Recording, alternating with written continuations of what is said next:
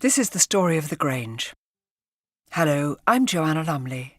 I'm a patron of the Grange in Bookham, Surrey, and I'd like to tell you our story. The Grange is a charity that supports people with disabilities to live independently by offering high-quality housing and training and facilitating paid or voluntary work. Our aim is to provide opportunities for people with disabilities to achieve their potential and live as independently as possible. The Grange today is home for 80 people, and up to 30 more join us for our day services. Some live in Gloucester Lodge, which is a residential care home. Others live independently or in supported living arrangements in accommodation either on or off the main site. For our residents and others who come in during the day, we provide a range of skills training. This includes creative arts and textiles, catering and cooking,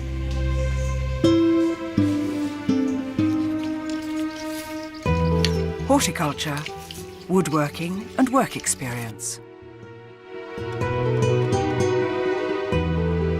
It all started when, in 1927, Miss Julia Sweet established a training school of stitchery and lace in Leicester for nurses injured in the Great War.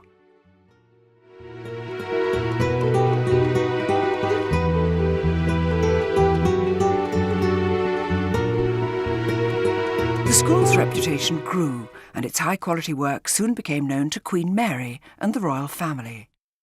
Here is a request in 1932 from Princess Elizabeth's nurse for the school to copy a frock for the young princess. The school needed to expand, and its trustees set upon looking for a new home.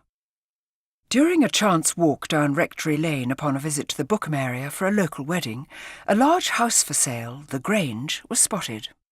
This had been bought in 1897 by a London solicitor and Epsom Justice of the Peace, Arthur Bird. He became Great Bookham's last Lord of the Manor, and he donated the old barn hall to Great Bookham, which is used as the village hall to this day. He had the boundary between Great and Little Bookham altered, so that his house could be in Great Bookham. In 1898, he had added the ballroom and conservatory to the Grange, with their eye-catching stained glass windows, which still feature today.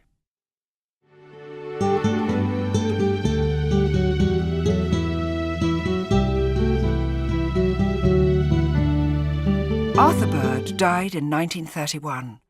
His family had moved out of the Grange. In 1938, the trustees of Miss Julia Sweet's school bought it for £5,000.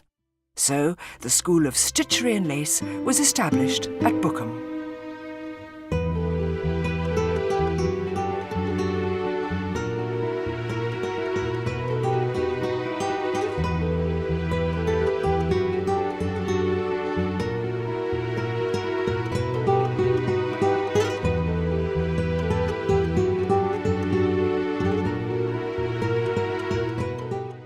The royal connection was maintained and strengthened during this period.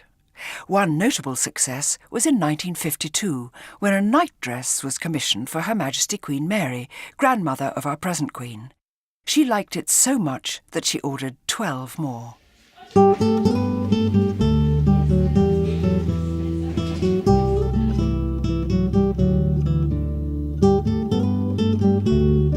And here is a later letter of commendation from Mrs. Franklin D. Roosevelt.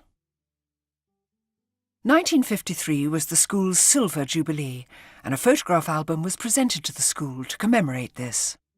That was also the year in which the school was recognised by the Ministry of Labour as a sheltered workshop. During this time, Princess Alice, the Duchess of Gloucester, became a royal patron.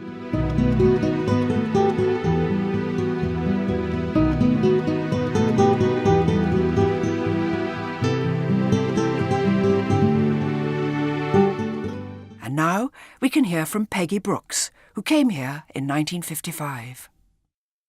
Peggy Brooks, and I came in Halloween, October 1955.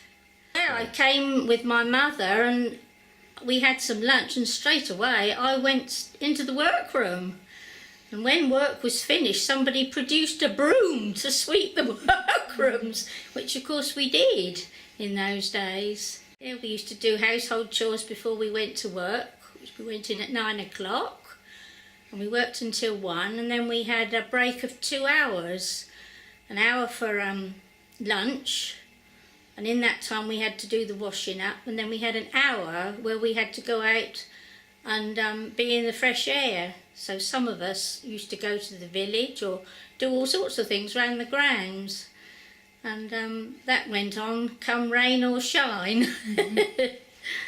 Well, we all lived together in the main house. There was about 30 of us, and the bedrooms upstairs, I think, yes, 3 of the rooms housed 5 of us, and they were called dormitories. They all had colour names. And then we had staff living upstairs. We only had 2 loos, believe it or not, and a bathroom up there that we all shared. And then downstairs, where the conference room is that they've sectioned off, that was a big bedroom that 10 people in wheelchairs slept in. So it was first one up in the morning so that everybody could get out of bed. And we did have a few people that used to go upstairs that were in wheelchairs, and they used to go up on their bottoms at night to bed, and then in the morning when the gong went for breakfast they slid down the banisters because well, they did if you were late for breakfast, and if you were late for breakfast then you went without. Oh yes, you had to go.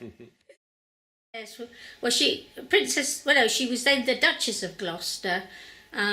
She became patron, I think it was 1953, and I believe it was 56, 57, she came and visited us for the first time, and we met her. She was quite young then. And then after that, well, before I came, we used to do a lot of work. Queen Mary's nighties and underclothes, I think, were made here. And then, of course, when she became our patron, the Duchess, we used to do work for her. And every year, that was when Miss Sydney Smith was here, and Miss Cram took over afterwards and she went, they used to go up every Christmas and take cases of, you know, articles that we'd made here, and she used to choose her Christmas presents. They used to come back and then we used to make, you know, a repeat of what she'd already seen. We value our continuing links with the worshipful companies who've supported the charity. In particular, the Broderers, which reflects the importance of our needlecraft activity. In 1988, the Duchess of Gloucester opened a refurbished and renamed Gloucester Lodge. In 1993, a horticulture department was established, and 2 young men started to work at the Grange, the first of an ever-growing number of male residents. Woodworking followed in 2004. The Creative Arts and Textiles Department was officially reopened and dedicated to the memory of Princess Alice, the late Duchess of Gloucester, by the curator of the Royal School of Needlework in 2005. It is a worthy modern-day successor to the School of Stitchery and Lace. Katie, let's see what we've got here. You sort these coins out into £2 coins, £1 coins, 50p coins.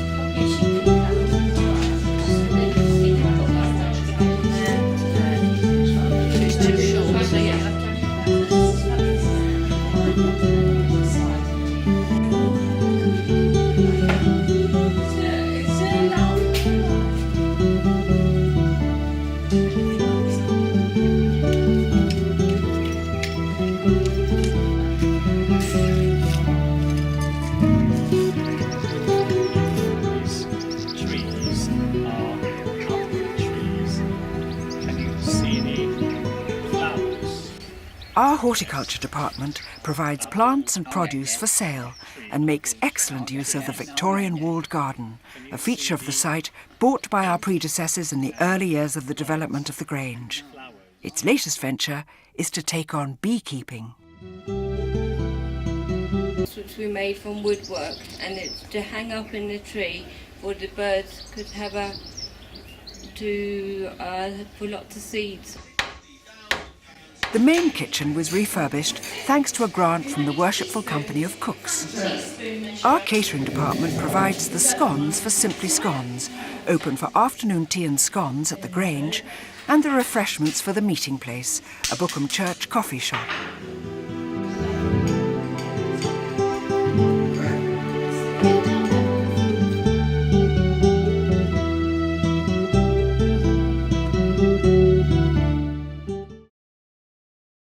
And we have opened a shop on Bookham High Street, the Grange at number 5, to sell a range of products we make with a workshop attached. Since 1999, we have no longer operated a sheltered workshop, but instead now provide training and support for 32 people to enter employment, whether on a paid or voluntary basis.